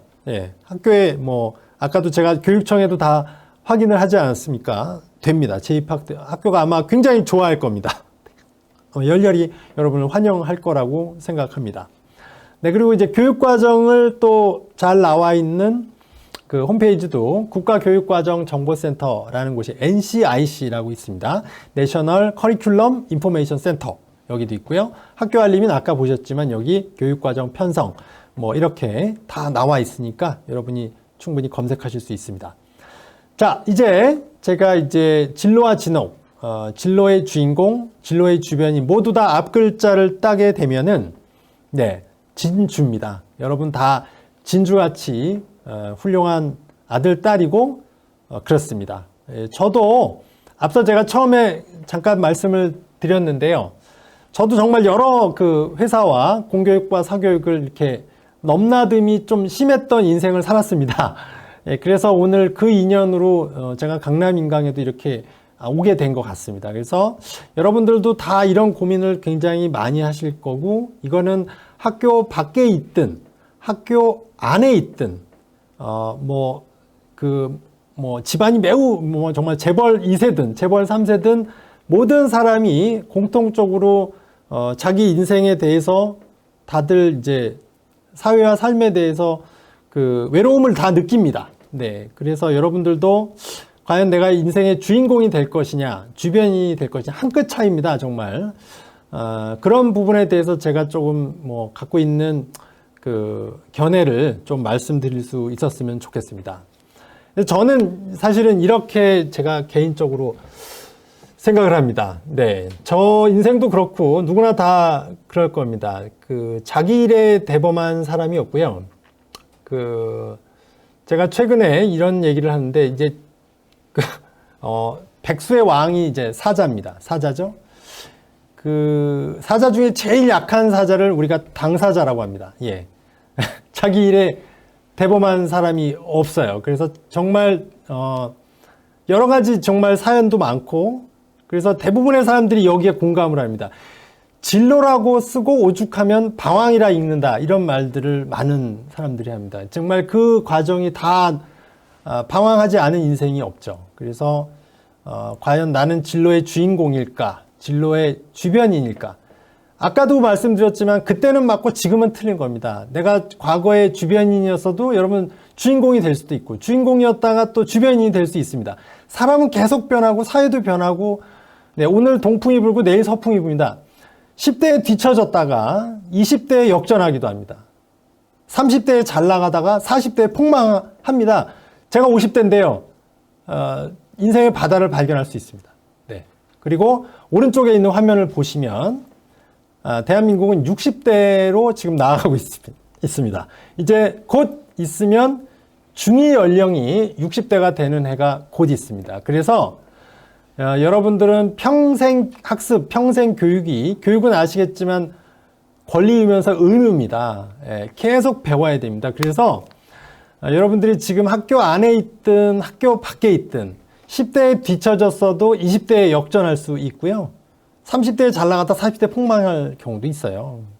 네. 그러니까 그런 마음을 갖고 현재 자신의 위치를 한번 잘 생각해 보시고, 그때는 맞고 지금은 틀리다, 그때는 틀리고 지금은 맞다, 여러분의 생각 바뀌는 것에 충실하시면 어떨까? 제가 이런 마음에서 이런 화면을 준비했습니다. 그리고 이제 진로에 대해서도 여러분 좀 궁금 많이들 하시기 때문에 제가 인문 계열의 진로, 학과 소개입니다. 학과, 자연 계열의 학과 소개를 조금 이렇게 범주화해서 좀 말씀을 드리도록 하겠습니다. 인문 계열은 여러분 아직은 어떻습니까? 취업 생각하면은 그래도 경영, 경제, 통계, 이게 그래서 제가 상경 계열을 1, 2그룹으로 나눴습니다. 이것도 선호도가 조금 있죠. 경영, 경제를 더 선호하는 경향이 높기 때문에 제가 이렇게 이것도 좀 미분했습니다. 네. 이제 상경2는 뭐냐면 경영, 경제와 유사한 학과인데 조금 낫다, 뭐 이렇게 판단되는 건데, 이거는 꼭 뭐 서열이라기보단 제가 이제 서열이라고 안 했습니다. 선호도라고 했습니다. 선호도. 근데 선호도와 그 정적은 매우 강한 양의 상관관계가 있죠? 네, 그렇게 되겠죠. 그래서 보시면 되고, 사회계열, 언론 홍보, 심리, 미디어, 네, 이거 정말 여학생들이 압도적인 지지를 받고 있죠. 지나가는 여학생들 둘 중에 하나는 언론 홍보 아니면 미디어 심리학과를 선호합니다. 그 다음 이제 그 아래가 있고요. 그 다음에 약간 이제 문사철이라고 하는 인문 계열을 조금 덜 선호하죠. 네. 밥은 먹고 살겠냐, 이거 나오면 뭐 이런 소리들도 많이 하고, 인구론, 뭐 인문계 90%가 논다, 이런 얘기, 문송합니다, 뭐 이런 얘기를 하면서 문과를 우울하게 보지만, 애플을 만든 스티브 잡스가 인문학 출신이라는 거, 아마 학부는 그렇습니다. 그걸 아마 잘 아실 거예요. 그래서 요즘은 그런 융합, 여기 한자어가 보이죠? 이런 걸 이과, 과학 조금 넣고 문과, 감성을 이제 합쳐야 된다. 네, 그렇게 보시면 되고, 이과 보겠습니다. 이과는 요즘에 뭐 압도적으로 취업이 갈수록 어려워져서 더 그런 것 같습니다. 이제 의대를 나오면 사실은 취업은 거의 100% 되죠. 네, 그래서 의치한 약수, 올해부터 이제 약대도 이제 고등학생을 선발하기 때문에 의치한 약수, 또 간호보건 같이 의료보건 쪽이 아무래도 선호도가 높고요. 다음은 이제 공대라고 그러죠. 공대. 옛날에는 공대 중에서 인기학과를 전화기라고 했습니다. 전자, 화공, 기계, 뭐 취업 깡패다, 취업이 다 된다. 근데 이거를 사실 컴퓨터 공이 요즘 빅데이터 시대가 되고, 사물 인터넷, 반도체, 인공지능, 소프트웨어가 모든 걸 평정했죠. 그러면서 이제 컴공이 드디어 이런 전화기를 압도하는 형국에 다다랐습니다. 그리고 이제 나머지 공대가 많이 있고, 아무래도 이제 순수 과학이라고 할 수 있는 자연과학대는 그거보다는 선호도가 약간 떨어진다. 이렇게 대체적으로 그냥 큰 그림은 이렇게 보실 수가 있겠네요. 네. 자, 시대사를 한번 나타내는 제가 화면도 준비했습니다. 우리가 시대를 이해해야 그 계열 진로 부분도 생각할 수 있을 것 같아서, 자, 1차 산업혁명, 석탄, 뭐 2차 원유, 3차는 지금 데이터, 4차 산업혁명 이렇게 돼 있죠. 그래서 4차 산업혁명 시대는 DNA조차도 정의를 바꿨습니다. 네, DNA 우리가 뭡니까? 우리 생명과학 시간에 배운 DNA가 지금은 무슨 약자인지 여러분 아십니까? 네. 뭐로 바뀌었냐면요. 데이터, 네트워크, AI입니다. 네. DNA가 이제는 그렇게 바뀌었고요. 오른쪽에 보시는 거는, 자, 이렇게 이제 IT 기업이라고 할 수 있죠. 네이버, 카카오, 라인, 쿠팡, 배민을 앞쪽에 네카라쿠베에 입사하는 학원이 있습니다. 네카라쿠베에 입사하는 학원을 또 이제 뭐 유소의 회사가 운영하고 있습니다. 그래서 이게 이제 인기이기 때문에 사실은 지금 문과냐 이과냐가 중요하지 않습니다. 요즘은요 어떠냐면요 문과로 대학을 가고요. 대학원을 이과로 갑니다. 그래서 문학 이석이라는 말을 합니다. 문과로 학사를 따고 이과로 석사를 딴다. 그런 시대가 됐고 반대의 경우도 있습니다. 대학은 이과로 가봤는데 나랑 적성이 안 맞는 거죠. 그러면 대학원을 문과로 가는 사람도 있습니다. 평생학습 시대라고 말씀드렸죠. 평생교육은 의무이자 권리가 됐습니다. 네, 그래서 진학보다 진로가 사실은 훨씬 어렵습니다. 이게 여러분들이 이제 지금 제가 이렇게 세 칸으로 나눈 표는 뭐냐면요. 미디어 인기 업종 아닙니까? 업체입니다. 근데 여기에 가기 위해서 우리는 이제 밀접한 전공이 미디어나 언론 정보나 광고 홍보과를 나와야 될 것 같죠? 근데 실제 미디어 분야에 종사하는 현직자 중에서 가장 많은 전공은 어문 계열입니다.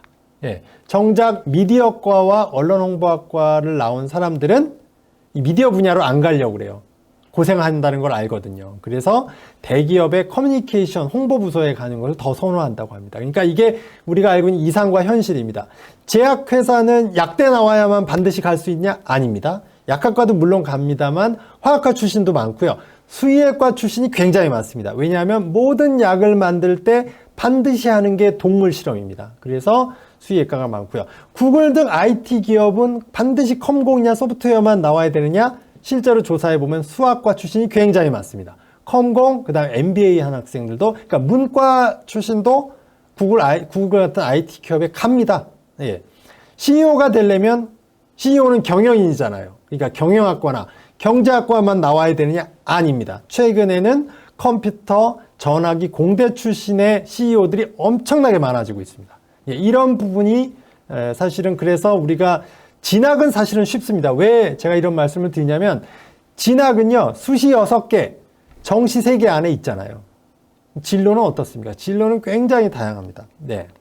그래서 지금 여기는 뉴스 화면인데요. 지금 문과 학생들이 이렇게 코딩을 배우고 있다니까요. 외고 학생들도 심지어 코딩 관련된 스펙 스토리를 쌌습니다. 그래서 지금 보시는 화면이고 여기 보면 이런 표가 좀 인상적이죠. 대졸자 계열별 취업률을 보시면 네, 아무래도 의학계열, 공학계열, 자연계열 순이죠. 그다음에 사회, 교육, 인문 순이니까 이제 요 비율만 놓고 보면 취업이 인문계가 잘 안 되는구나 뭐 이런 걱정들을 많이 하시는 건데 통계는 거짓말을 많이 합니다. 네, 그렇기 때문에 이것도 적성에 맞는 일이 중요하다. 그래서 네. 여기로 넘어가겠습니다. 좀 재밌는 자료 2장면을 준비했습니다. 여러분 요즘에 뭐 오징어 게임 많이 얘기하죠? 네. 이분이 성기훈이 아니라 오일남이시죠? 오일남. 네, 오일남 씨가 이런 얘기했습니다. 200명 인생을 살았다. 결론은 하고픈 일 해라. 이분은 좋아하는 일과 잘하는 일 중에 뭘 하라고 주장을 합니까? 좋아하는 일 하라고 주장을 했습니다. 근데 오른쪽에 있는 이 JYP 대표죠. 이 가수는 이렇게 얘기를 했습니다. 여러분이 좋아하는 게 음악이고 잘하는 게 회계라면 잘하는 회계가 아니죠? 그러니까 좋아하는 음악을 하라는 얘기가 아니고 이 사람은 뭐라고 얘기했습니까? JYP 회계팀에 들어오세요. 이렇게 얘기했습니다. 그러니까 이분은 반대로 잘하는 걸 하라 이렇게 주장한 겁니다. 오른쪽에 있는 이 오영수님은 좋아하는 일 하라 이렇게 얘기하고 박진영 씨는 잘하는 일 해야 된다. 예, 이것도 제가 각각의 경우를 놓고 1시간씩 3박 4일을 얘기해도 모자람이 없이 얘기할 수 있습니다. 저도 인생을 살면서 좋아하는 일에서 잘 된 사례도 많이 봤고, 잘 되는 일, 잘하는 일에서 성공한 사례 다 있습니다. 그러니까 이것도 정답이 없는 겁니다. 여러분이 현재 충실해서 선택을 하면 되는 겁니다. 그래서 이것도 뭐 방송에서 한 내용입니다. 여기를 보시면 미국의 이제 명문 대학 라인을 미국은 스카이라고 안 하고, 네, 그 1500, 그러니까 아이비리그라고 하잖아요. 여기 이런 게 글씨가 잘 안 보이면 제가 설명을 드리겠습니다. 자, 직업을 선택할 때는 좋아하는 일을 하지 않고 잘하는 일을 선택한 이율이 훨씬 많은데, 나중에 엄청난 돈을 번 백만장자가 된 사람은 대부분이 좋아하는 일을 한 사람이다. 이런 얘기입니다. 그러면 이 얘기는 아까 두 명의 사례 중에 뭘까요? 좋아하는 일을 하는 것이 더 돈을 잘 벌 수 있다. 뭐 그런 얘기가 되고요. 그리고 이건 꿈입니다. 먼저 제가 꿈도 좀 얘기를 말씀드리고 싶어서, 이거는 그 아주대 교수이신 김경일 선생님이 쓴 책에서 제가 약간 발췌하고 제 편집을 좀 한 내용입니다. 자, 꿈이 뭐냐는 질문에 의사, 변호사, 교사, 약사와 같은 대답을 하는 것은 문제다. 왜? 사자가 들어간 대답을 해서 할까? 아닙니다. 그런 게 아니라 꿈을 명사로 대답했기 때문이다. 꿈이 명사로 한정이 되면, 가령 내가 교사인데 교사가 못 되면 물거품이 된 거 아니에요. 예. 그래서 꿈을 명사가 아닌 동사로 해야 된다. 가령 가르친다면 교사가 되지 않아도 가르칠 수 있는 길이 많습니다. 또 애널리스트가 되지 않아도, 뭐 유수은행에 들어가지 않아도 분석하는 일을 할 수 있습니다. 그리고 남과 남을 연결하는 일은 어떤 직업이 아니어도, 여러분, 저도 오늘 많은 사람들을 엮어주고 왔습니다. 예, 저는 연결하는 일을 하고 있는 사람입니다. 물론 데이터를 분석하기도 하고요.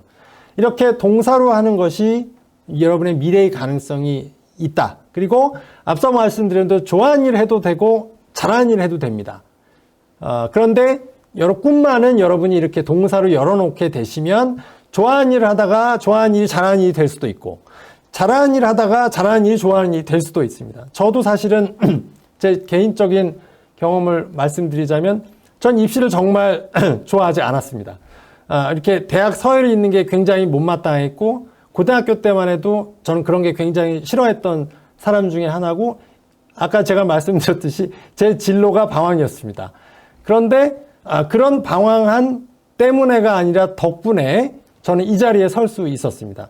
많은 사람들의 진학만이 아니라 진로에 대해서 고민했고, 아픔에 대해서 고민하고, 그런 꼭 이런 대학의 서열보다는 학생의 적성과 좋아하는 일과 잘하는 일을 균형적으로 접근하는 상담을 하고 설명회를 한 덕분에 오늘의 이 자리에 설 수 있었다고 생각합니다. 제가 목이 다 맵니다. 네. 그래서 오늘은 제가 강남 인강에 왔지만, 제가 이제 유튜브보다 더 좋아하는 콘텐츠 하나를 좀 말씀드리고 싶습니다. 여러분이, 네. 네. 지금 화면에 보시면 요거는 지식 채널 2라고 이제 EBS에서 하는 건데요. 여길 보시면 많은 학생들이 아마 중학교, 고등학교를 다니면서 지식 채널 2를 다 보실 거예요. 요즘에는 학교에서도, 중학교에서도, 초등학교에서도 이 지식 채널 2를 5분짜리이기 때문에 많이 틀어주시는 걸 봤는데, 이것조차도 유튜브에서 보시는 분들이 많아서 이렇게 좋은 콘텐츠와 인덱싱이 잘 돼 있는 걸 모르세요. 그래서 제가 그 홈페이지에서 보이는 화면을 캡처해 갖고 왔습니다.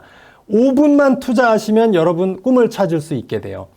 문과도 문학, 역사, 철학으로 이렇게 인덱싱이 해시태그가 다 돼 있고, 사회도 내가 관심 있는 경제로만, 사회로만, 미디어로만, 심리로만 다 나눠서 아주 디테일하게 볼 수가 있고, 과학도 마찬가지고 문화예술도 마찬가지입니다. 그래서 이거는 여러분, 유튜브는 어떻습니까? 유튜브는 보면 꼭 원치 않는 콘텐츠를 보게 돼 있습니다. 그것이 빅데이터 기업의 알고리즘입니다. 옛날에 1984의 빅브러더가 우리를 지배했다면 지금은 어떻습니까? 빅데이터 기업의 알고리즘으로 우리를 엮고 있잖아요. 근데 이 지식 채널 2를 가시면 절대로 그럴 일이 없습니다. 이렇게 5분짜리밖에 안 되고 전부 다 그 EBS 정규직 PD가 만들고 감수까지 하고 또 그 5분짜리 프로그램을 위해서 만든 참고 자료들이 맨 뒤에 텔럽으로 다 올라갑니다. 그러니까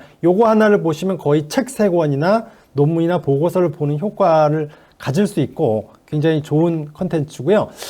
이것도 저는 권해보고 싶습니다. 만약에 학교 밖 청소년이라면 뭐 지금은 뭐 방학이라 시간도 있을 테고 뭐 방학이 아니어도 저는 이런 얘기를 합니다. 수학을 못한다. 아까 어떤 학생이 그 수학이 안 돼요. 그런 얘기를 했는데요. 네.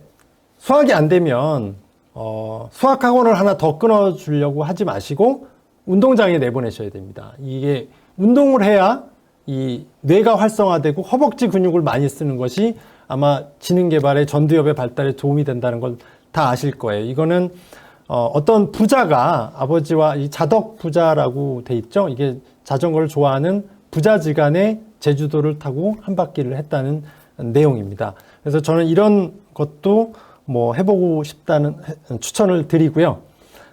끝으로 이제 공부법 관련해서 제가 말씀을 드리고 질문과 답변 관련해서 드리도록 하겠습니다. 자, 우리는 안 까먹을 수가 없습니다. 그런데 학습 이론에 이런 게 있습니다. 지금 보시면 요거는 이제 제가 네이버 화면을 캡처한 겁니다. 분산학습과 바람직한 어려움 이렇게 검색하실 수가 있어요. 시험이 한 달 남았는데 여러분에게 공부할 수 있는 시간이 30시간이 있다고 칠게요. 그럴 경우에 30시간을 나누어 쓰는 방법은 여러 가지 방법이 있겠죠. 네, 맨 왼쪽에 A 화면은 벼락치기죠. 그 전날, 전전날 15시간을 다 할애한 경우고 그나마 30시간을 투자하면 참 다행인 것 같아요. 요 중간에 있는 경우는 중간에 한 번 하고 끝에 벼락치기 또 한 겁니다. 그 다음에 세 번째 있는 C의 경우는 나누어서 3시간씩 10번을 한 거죠. 그러면 어떻게 보면 자, 어떤 게 더 힘들겠습니까? 사실은 벼락치기가 가장 쉽습니다. 그리고 10번, 3시간씩 나눠서 공부하려면 10번 고통을 받았겠죠.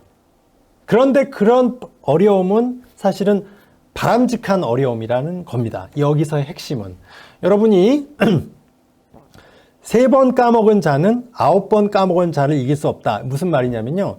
이걸 말을 들어보면 9번 까먹은 애는 바보 아니야? 얘가 공부를 못하겠지? 절대 그렇지 않습니다. 나중에는 9번 까먹은 애가 이깁니다. 그만큼 반복 훈련이 되면서 어려움을 많이 겪을수록 그것이 더 각인되고 이해도가 높기 때문에 실제로 교육학에서는 인지학에서도 인지심리학에서도 이런 얘기를 합니다. 바람직한 어려움이 있다. 네. 근데 요즘은 너무 저도 이제 대치동 쪽에서도 활동을 합니다만 아예 그 광고가 이렇습니다.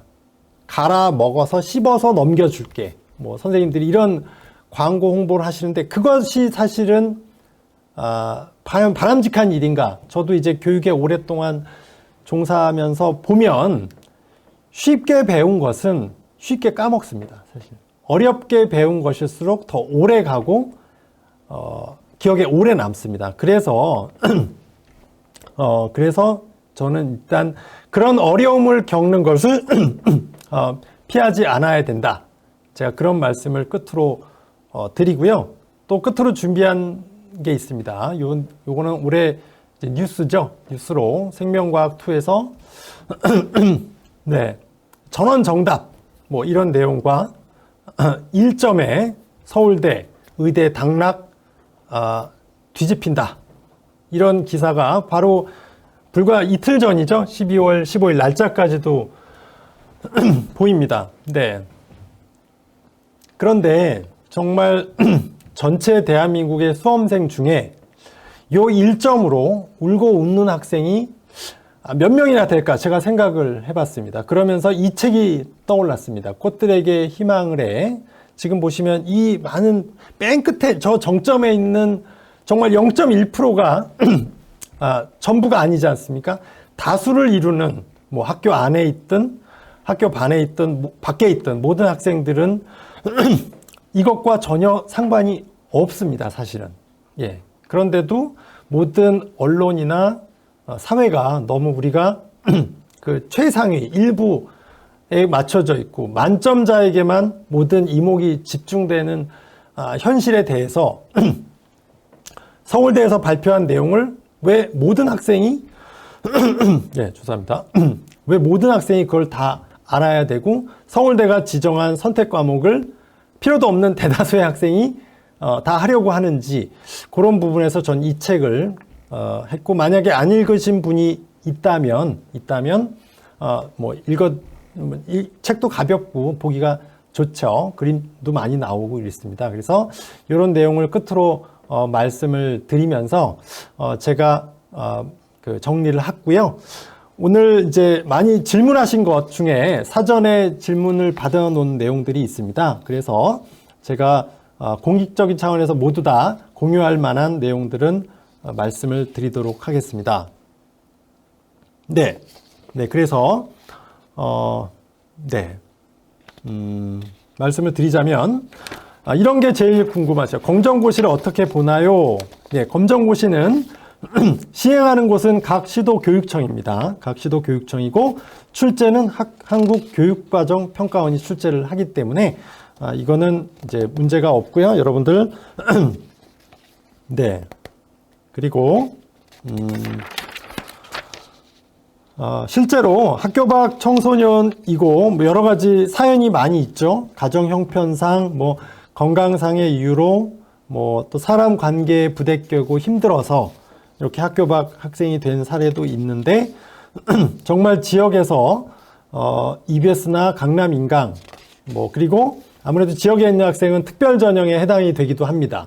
농어촌 전형에 해당이 될 수도 있고, 차상위 계층이라든지 이런 특별 전형들을 잘 활용을 해서 명문대에 합격한 사례들 분명히 많이 있습니다. 제가 불과 몇 년 전에도 군 단위의 그런 재능 기부나 이런 걸 하러 여러 군 단위에 많이 가서 컨설팅도 했고 그 학생들 자소서 면접을 도와준 사례가 있기 때문에 이것은 충분히 그런 사례가 많이 있다는 점 자신 있게 말씀드릴 수가 있고요.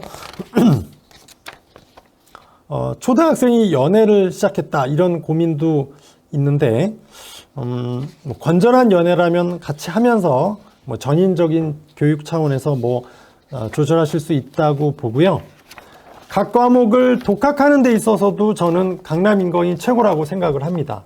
여러 좋은 콘텐츠들이 워낙 많고 공부 효율적인 공부법이 안 되시면 어려우면 더 좋은 방법은 저는 동기부여부터 해야 된다 이렇게 생각합니다. 그러니까 유불리나 선택과목 유불리 이게보다 과연 동기부여가 제대로 돼 있나, 내가 공부하는 목표는 뭐고 내가 좋아하는 일은 뭐고 잘하는 일은 뭔가, 그런 나에 대한 이해부터 먼저 하시는 게 공부법을 찾는 첫걸음이 아닌가 이런 생각을 드리고, 플래너에 대해서 제가 자신 있게 또 말씀드릴 수 있는 부분은 플래너 쓰기 어렵습니다. 그러니까 플래너를 먼저 쓰시지 말고 처음에는 공부한 내용을 후에 플래너를 먼저 쓰시는 게 아니라 공부한 내용을 기록하십시오. 기록하는 걸 보다 보면 이제는 먼저 플래너를 쓰게 될 수가 있습니다. 그래서 순서를 바꾸세요. 플래너를 척척 써내는 학생은 매우 상위권만 일부 해당되는 거지. 지금 공부가 어렵고 그런 학생 경우에는 플래너부터 먼저 쓰려고 플래너 쓰다가 반나절 가고 하루 날립니다. 그러지 마시고 일단 한 내용을 기록부터 한 거를 한 일주일만 보다 보면 나중에 스스로 플래너를 쓰게 될 수도 있습니다. 네. 그리고 습관에 대한 질문도 많이 하셨는데요. 제가 말씀드릴게요. 습관. 네. 유튜브를 너무 본다. 당장 끊어라. 흡연을 한다. 당장 끊어라. 안 됩니다. 이게 되면 사람이 아닙니다. 습관은 습관으로 이겨야 됩니다. 그래서 나쁜 습관을 당장에 끊지 말고 좋은 습관을 시작하시는 겁니다. 그러다 보면 점점 더 나쁜 습관이 줄어듭니다. 예. 마찬가지로 제가 아까 그래서 유튜브 같은 것도 그거를 당장 끊기보다는 지식 채널 같은 거를 보면서 횟수가 늘어나면서 자연스럽게 줄어드는 게 습관을 이기는 나쁜 습관을 이기는 좋은 방법이 이렇게 됩니다. 그리고 최근에 이제 자퇴 문의가 많은 건 사실입니다. 왜냐하면 이게 정시 확대와 영향이 있습니다. 정시 확대가 되니까 학교 생활을 안 해도 수시로 안 가고 정시로 갈 건데 내가 왜 뭐 굳이 학교를 다녀요? 그런데 저는 이렇게 생각합니다. 최근에 인재상을 보면요. 인재상을 C라고 합니다. C로 시작하는 네 가지 요소가 있습니다. 그게 첫째가 비판적 사고입니다. 비판적 사고는 영어로 critical thinking이라고 그러죠. 그래서 C로 시작을 합니다. 그 다음에 뭐니 해도 인재라면 창의력이 필요하니까 창의성은 creativity죠. 그것도 C로 시작을 해요. 근데 나머지 두 개가 뭔지 아십니까? 두 개가 커뮤니케이션과 콜라보레이션입니다. 그러니까 이것도 C로 시작하는데 이게 아무래도 이런 부분은 자퇴하시는 것보다는 학교 내에서 여러 사람들과 함께 하면서 얻을 수 있는 소양일 경우가 많습니다. 그리고 이 커뮤니케이션과 콜라보가 잘 될 때 최고의 비판적 사고력과 창의력도 영향을 많이 주기 때문에 그런 면에서 저는 사실은 제가 자퇴를 입시 유불리 때문에 권한 적은 단 한 번도 없었던 것 같습니다. 불가피한 사정이 있거나 여러 가지 다른 절박한 상황이 있을 때만 자퇴를 생각하시는 것이 좋지 지금 당장 성적이나 입시 유불리 때문에 학교를 다니지 않는다 이렇게 판단하실 일은 아니라는 점. 요즘 최근에 인재상 자체가 두 C가 크리티컬 띵킹, 크리에이티비티와 콜라보레이션, 커뮤니케이션이라는 점 이렇게 말씀드릴 수가 있겠고요. 공부하는 하나님께서 그 논술 전형도 자세히 다뤄줬으면 좋겠습니다. 제가 그냥 여기서 표로 준비하진 않았는데 뭐 정확하게 다 이해하고 암기하고 있기 때문에 말씀을 드릴게요. 논술 전형은 전국에 11,000명 정도 선발을 합니다. 30여 개 대학이 여전히 하고 있습니다. 그리고 대학은 논술 전형을 쉽게 포기하진 않을 거라 유지될 거라고 봅니다. 논술 전형은 사실은 학생부가 더 안 들어갑니다. 논술도 거의 정시로 보시면 될 정도로 내신의 학생부의 영향력이 크지 않기 때문에 만약에 학교 밖 청소년일 경우라면 논술 전형도 매우 이제 매력적인 이 전형일 거라고 생각을 합니다. 그래서 잘 준비를 하시면 될 것 같습니다. 네. 그리고 앞으로도 이런 학습 설명회가 뭐 계속 원래 강남인강은 좋은 종류의 그 설명회를 많이 기획하고 있고 뭐 국영수 탐구도 좋은 인강이 워낙 많이 있기 때문에 네 그렇게 보시면 될 것 같아요. 그래서 제가 오늘 그 시간을 거의 다 사용한 것 같고요. 사실 강남의 인강에 와서 이렇게 한 거는 처음인데 제가 마지막에 좀 목이 잠겨서 그 좀 양해를 부탁드리고요. 그 오늘 이제 들어오신 분들이 뭐 학교 밖도 있고 안도 있고 그래서 안팎의 여러 학생들을 위한 얘기를 하기 위해서 제가 뭐 오늘 좀 거대 담론을 많이 얘기했습니다. 진로 얘기도 하고 진학 얘기로 갔다가 좋아하는 일을 해야 되냐 잘해야 되는 일을 하냐 너무 의욕이 앞서서 좀 두서없이 말씀드린 부분도 없지 않아 있지만 제 진심은 이제 좀 전달이 됐을 거라고 생각을 하고요. 또 제 PT 안에 이 부분을 다운 받으시면서 찬찬히 보시면 뭐 좀 더 자세한 부분은 설명이 될 거라고 생각이 되고 논술 부분도 거기에 논술 전형 비율하고 이런 게 주요 대학의 비율이 잘 나와 있습니다. 그래서 그렇게 하시면 되고요. 땡글님도 또 하나 질문을 하셨는데 글 잘 쓰는 학생이 논술 전형에 유리한가요? 글을 잘 읽는 학생이 더 유리합니다. 정확하게 말씀드리면 논술도 독해를 잘하는 것이 중요하고요. 면접도 말하기보다 듣기 잘하는 학생이 면접도 더 잘한다. 그런 부분 마지막으로 말씀을 드리고 네. 그리고 오늘 제가 뭐 준비한 내용은 어느 정도 다 말씀을 드린 것 같네요. 앞으로 기회가 된다면 제가 이런 종류의 여러 컨텐츠들을 가지고 많이 좀 하고 싶습니다. 입시를 요즘에 사이다라고 하는데 사실은 이렇습니다. 줄임말이라고 하더라고요. 그래서 그것도 있고 뭐 입시 제대로 보겠습니다. 뭐 이런 말도 있는 것 같습니다. 그래서 앞으로 이제 그런 기회가 되면 뭐 이만기 소장님하고도 같이 나와도 좋을 것 같고요. 예. 기회가 되면 제가 여기 멀지 않습니다. 여기서 제 회사도 멀지 않고 집도 멀지 않아서 기회가 된다면 자주 와서 여러분과 같이 이런 채팅창으로도 공감하고 그런 기회가 있었으면 좋겠습니다. 예, 그럼 네. 네, 다음 페이지 보면서 네, 마치도록 하겠습니다. 감사합니다. 수고 많으셨습니다. 네.